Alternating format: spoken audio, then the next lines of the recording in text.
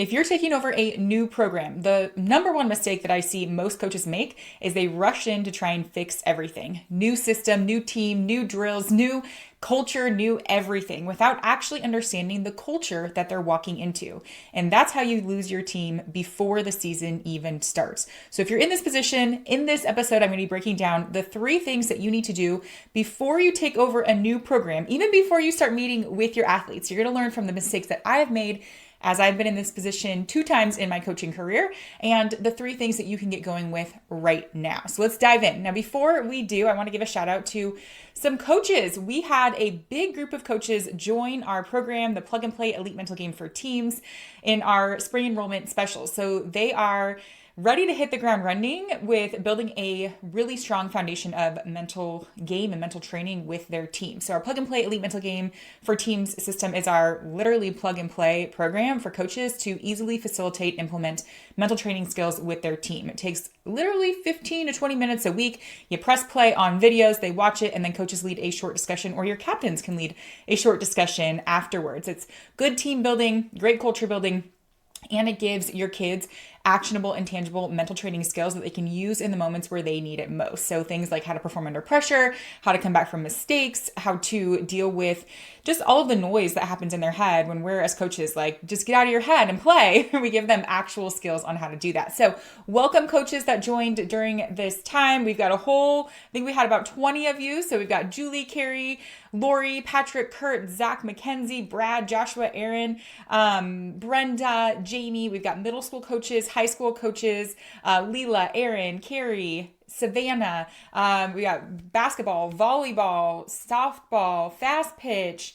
I mean, we have a whole load of coaches and sports represented. So I'm super excited for all of you to get going. Now, if you're a coach who does want a simple plug and play way to teach mental skills to your team without needing to become a sports psychologist or add a bunch of time to your plate, head to our free coach training. It's at coachfreetraining.com.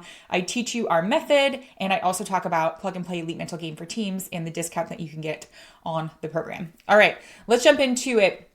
If you're taking over a new program, like I said, I've been in this position 2 times in my coaching career. And if I were to go back, I would do it differently both times. And how do we actually, as coaches, you come in with like your ideas, your goals, your vision for this team. You probably have done your research and know a little bit about the culture, a tiny bit, or the program at least that you're stepping into.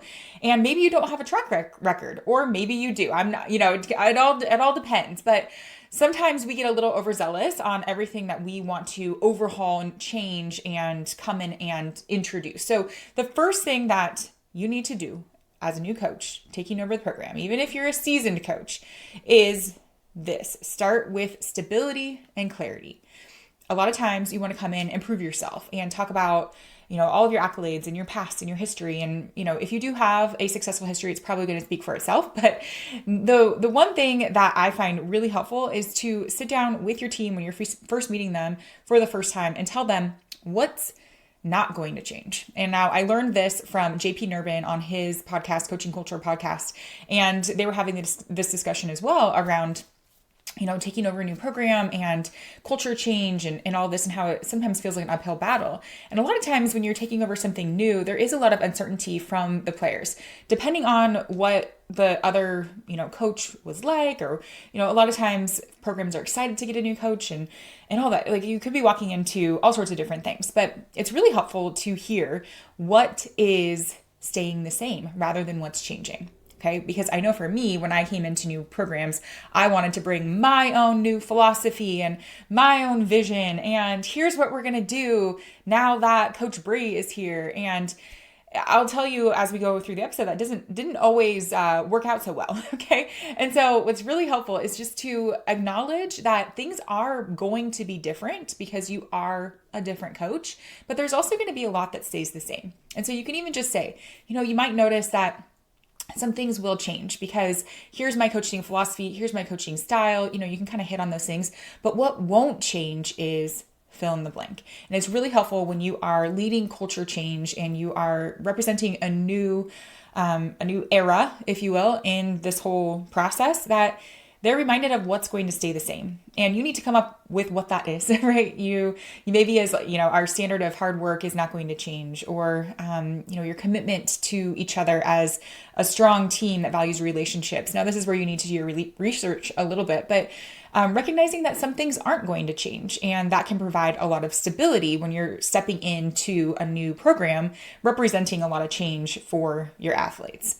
And that's a really good opportunity for you to be vulnerable, an opportunity for you to just share that you're going to be learning a lot from them as you step into this, because some of your seniors and your juniors, even your sophomores, are in the program and have been in the program longer than you have. Even though you are the leader, it would behoove you to learn from the people who have already been a part of it. And that brings me to my next point. Listen before you lead.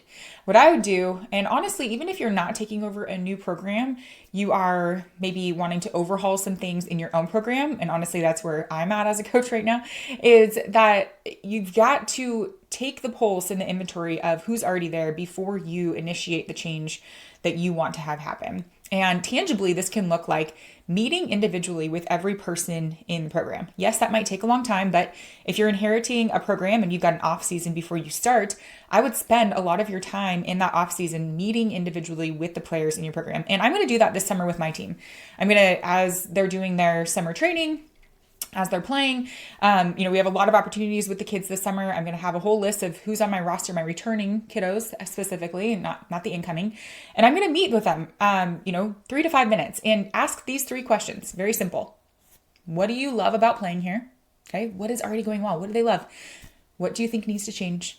Okay. And how can I best support you as a coach? And so, or anything, you can change that out to also like anything I need to know about you as a coach, right? And so it's also an opportunity for you to get to know your players a little bit, but also to model that you are going to be auditing and getting your research under you when it comes to taking over this program. It's a great opportunity just to connect one-on-one with players. You're gonna have lots of other opportunities to get to know players personally, and that building trust with them is really important. But this is another way to build trust with these athletes, is by just meeting with them and asking them, what's your take on how things are going with the program? What's going well?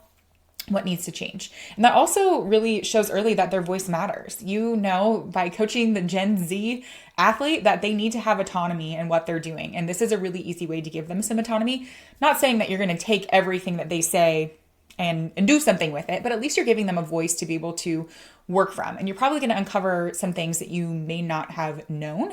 And that allows you to, recognize that your voice matters. And I'm going to take all of this into consideration when we move forward. Okay. So that is number 2. Number 1 is start with stability and clarity. Obviously, you've got to acknowledge that things are going to change, but there's also going to be a lot that stays the same. Okay. Especially for those kiddos who have a hard time with change, even if it is good change, right? If they're like, oh, what's going to happen? My starting spot, and you can't guarantee everything, but you can guarantee that some things are going to change and some things are going to stay the same, and kind of laying that out. Listen before you lead. Take your time, especially if you have your team in the off season before you take over a program, to meet one-on-one with athletes and just ask them, what do you love about playing here? What do you think needs to change? Okay, that is going to give you a lot of insight. It's going to build relationships with these players and give everybody a voice. Number 3, amplify what's already working. A lot of times we want to change so much, and you don't know what you're inheriting, right? So I'm sure it's really fun to talk about the things that went wrong and how the other coach messed up and the other coach used to do it this way. And all different athletes are going to have different opinions about all of that. You could be taking over a mess of a program. You could be taking over a championship program. Who knows? But there's probably, even in the toughest of situations, there are things that are already working, which is why you want to lead with that question when you have your one-on-one meetings, but then amplify that, right? It's really easy, like I said, to just focus on the negative and focus on everything that you need to fix and everything that went wrong and how the last coach didn't know what they're doing. And, hopefully you're not going down that path, because that can be really tough, and also opens up the opportunity for your players to be talking like that. So be really careful when you're in those, like, especially group meetings, when it just becomes like a venting session on how things went. So, but what is already going well? Okay. What is already working in the program? And let's cultivate that. Let's amplify that. So maybe they already have a really good leadership structure that works really well. Maybe they already have, standards of work ethic that are really great. Maybe their values are already really great. So I know that that's a big thing as a coach coming in. You want to like establish core values and figure out what those are. And obviously you're going to come in with your coaching values that you want to represent. But, maybe this program does have a history of 3 core values that they really, embody and love. And you're picking that up from the players and you want to make sure that you maintain those. The other thing, when I took over the program that I'm at currently, so I've been a head volleyball coach for the past 10 years at this current program. We won 4 state championships in this program, but it didn't start that way. So I took over a program that was coming off of a state runner-up situation. So they got second in the state the year before, and I took over this program. So we graduated a lot from that team. So I was inheriting a little bit of a different situation, but still, like, they had a lot of track record of success. They were excited to have me come in as a coach, but I didn't take a lot of time to listen to the traditions that were already established on this team. And there's a long history of tradition at this school. My sister-in-law, actually the co-founder of this company, went to that school. They won state in 2000. So when we won state in 2021, they hadn't won state since then, when my sister-in-law, the co-founder of the elite competitor, was on that team. So it was pretty cool, kind of full circle moment. But my husband also went to this school, and there's just like a ton of history that I didn't really know about. And I don't think I actually gave time or space to hear about what that was. I was like, no, not no, but like, this is just how we're doing things because this is how I'm going to do it. And it wasn't until the end of the season that a player was like, and by the way, we did not have a great, really successful season that season. We didn't go as far as we quote unquote should have. Anyways, story for another time. But I remember on one of my postseason exit interviews with this player, she was like, well, we just didn't do, the thing where we put the notes in the backpack and left those for like the incoming people. And we didn't really do the thing where we like hit the pride. And I was like, what are you talking about? I don't even know about those things. Why didn't you tell me? And I kind of put it on them. I was like, well, you didn't tell me those things. Well, I didn't ask. I didn't actually take the time to ask what was already working, what they already loved, what was already kind of like a cornerstone of their program so that I could amplify that and continue that. So don't skip over that. It's almost easier to do it that way, to like make sure that you're amplifying and find tangible ways to do that. So whether that's carrying on traditions, whether that's making the strong leadership even stronger and giving more tools to that. So whatever it is, amplify the good, because that is kind of the easier way to start. Okay, so the 3 things we covered so far, and I'm going to give you a couple more things, is number 1, start with stability and clarity. Recognize that things are going to change, but there's going to be things that stay the same. Listen before you lead, have those one-on-one meetings, amplify what's already working, find out what's going well, what people love, and amplify that. Now, the mistake that I think that I made early on, and it was very clear in my coaching, is that because I identified early that we had a mental strength problem. And I would venture to guess that a lot of coaches, a lot of teams, a lot of programs also have a mental strength problem. And what I mean by this is you're probably going to be pretty fired up about taking over this new program, and you're going to install, new things and all of this and that, and things are going to look pretty good. And then you're going to get to a point where the pressure hits and things start to reveal themselves. And that's what happened to me. I took over this program, had talented players. They were coming off of a really successful season, the season prior. I changed a few things, when it came to the fundamentals and also just our systems. New coach just kind of does that, and things were going pretty well until we hit pressure moments, until we got to the playoff situations, until we got to where like we've got to win this game in order to go to state.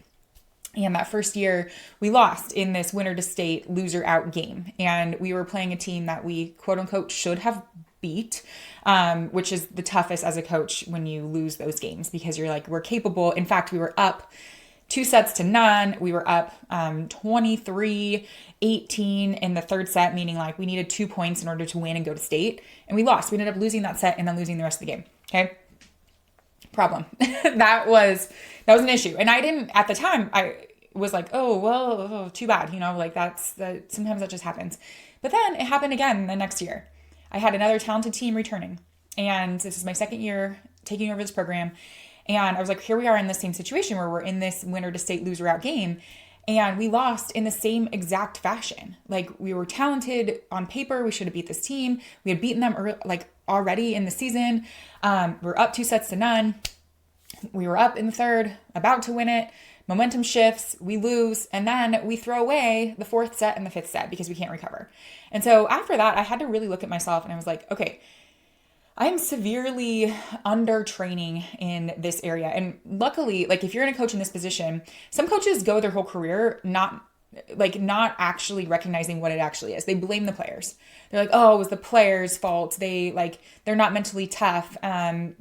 Like they just kind of put all the blame somewhere else, or they blame the refs or whatever. If you are self-aware as a coach and you have the wherewithal to realize that this is a part of the game that you can train, you need to be training it, and you need to be training it early. And coming in and taking over a new program is honestly the perfect time to do this because you're already probably going to bring in some new things. So you might as well bring in a little bit of mental training, a little bit of training on that side of the game. And honestly, it's not going to take too much to convince the players in your program and the parents in your program that this is a good idea. And you don't even really need their approval. But honestly, when I do mental training with my athletes, it takes as little as 15 to 20 minutes a week, by the way. These are tangible skills, and press play on a video. They watch them. We do a quick discussion, and then they implement them in practice. When I started doing this in my volleyball team, okay, when I did it, after that second season, I honestly went back to become a mental performance coach so that I could learn these skills because I knew it's where we were lacking. I brought it back to my team after I got my certification. And by the way, you don't need to be certified as a mental performance coach to teach these skills. That's why all of these resources exist for you. That's why I have Plug and Play Elite Mental Game for Teams. That's why I have our free training. So go to coachfreetraining.com where I can teach you all of these skills, okay? You don't have to go the hard path like I did. But honestly, when I brought it back, the athletes were excited. Sometimes coaches are nervous about how am I going to get their buy-in? And I have ideas for that. And honestly, the biggest one is tell them that it gives them a competitive advantage. It wasn't too hard for me to get buy-in from my team because I was like, you guys, we lost the last 2 seasons in this winner to state, loser out game. And it wasn't because we weren't skilled. It was because we didn't know how to deal with the pressure and I didn't train you for that. And so we're going to change that. Okay. The other thing is that, the greatest athletes and the greatest teams don't just train their physical skills. They spend a little time training their mental as well. And a little bit of time is all I'm talking about. It doesn't take hours of mental training. So it's literally like learning a skill to come back from a mistake, our snapback routine, putting it into practice, using it in pressure situations, self-talk. Okay, a daily mindset routine that we do for 5 minutes before practice. Like little things like that go a long way. And if I were taking over a new program, I would make that a part of my DNA as a coach is that I don't train just the physical skills. Yes, we are going to learn physical skills and we're going to be the best, whatever your thing is as a coach. We're going to be the best defensive team. We're going to be the best, offensive team, whatever. Okay. But also I know that we're going to be the best in this area because we're not just training it physically, we're training it mentally. We're going to train for adversity and we're going to give you skills to come back when the pressure is on. We're going to give you skills to be able to handle like pregame nerves so that that's not the thing holding you back. And so I would, as a coach, if I was taking over a new program, I would not delay introducing mental training skills early. Okay, very simple things, coming back from mistakes, handling pressure, self-talk, pregame routines, how to evaluate how the performance went and how their game went without beating themselves up. Like all of those things are very simple to teach. And if you go to our free training, coachfreetraining.com, I tell you how to teach those. And I also talk about Plug and Play Elite Mental Game for Teams so that you can do it in your program without adding more to your plate. Because that's the last thing you need as a coach taking over a new program is like another thing to have to learn and teach. No, we give you a literal like plug, play, lead the discussion and go. Okay. So that is something I would not delay if I were taking over a new program as well. It's just making sure that you are incorporating mental skills. Okay. The last little bonus thing is empower your leaders early. Like figure out who your leaders are and get them in with you. Give them like micro ways to lead. When I say micro ways, not microwaves, like allow them to be a voice in the group chat. That's what I've been doing in the off season with a lot of my emerging leaders is, hey, like instead of me being the one that's announcing things in the group chat or giving announcements, I tell my leaders like, hey, can you make sure that you announce this in the group chat so that other people are starting to recognize their voice as a leader. Give them opportunities to lead drills in the off season or even in season, right? But prepare them ahead of time. Like, hey, you're going to lead this drill. I don't mean like you're going to teach them how to do this and you're going to facilitate this and this is what it's going to look like and this is what you need to do. Like give them opportunities to lead. And then so like that responsibility and also like ask their input, have them be a part of warm-ups, check in on teammates, like all of those things. Like your leaders, you got to get them on your side early, or else the whole ship is going to go down. So to say that bluntly, because if your leaders don't trust you, then they're the ones setting the tone for everybody else. So make sure that your leaders are the ones that are the closest to you, meaning like you're valuing their input, you're asking for their input, you're giving them responsibility, and you're making sure that they're part of some of these like decisions. I don't mean all the decisions of your program, but the decisions that you can like give away. Like what's the shirt color, what like core value type things, like when you're establishing some of those things as you come in, like figure out ways to make sure that you are incorporating your leaders. Okay, that is kind of a wrap up. If you are inheriting a new program, I'm really excited for you because it's such a cool thing to look back on, right? Every time that I have inherited a new program, although it's only been twice so far, I look back and I'm like, that was a ton of work, but it was worth it. And it was really instrumental in like how I was able to build the winning culture, especially the one that I have here. It took a while also. I will say it takes time. We didn't start winning. I will say, like, yes, we've always been a successful program. We've always had talent, but we didn't really have a winning culture until I started really being intentional with a few things. Number one, the culture. Okay. Like, what is our culture here and how are we cultivating it? Number two, mental training, like literal skills to help them in those winner to state, loser out moments or those pressure situations. Like we weren't able to actually break free of that until I started training the mental side of the game and giving them skills and a shared language and things like that. Leadership development as well in there. So it's taken time. Okay. Like I said, I've been here a decade. We started winning probably about 6 years ago when we started doing that mental training is really when that we started breaking away.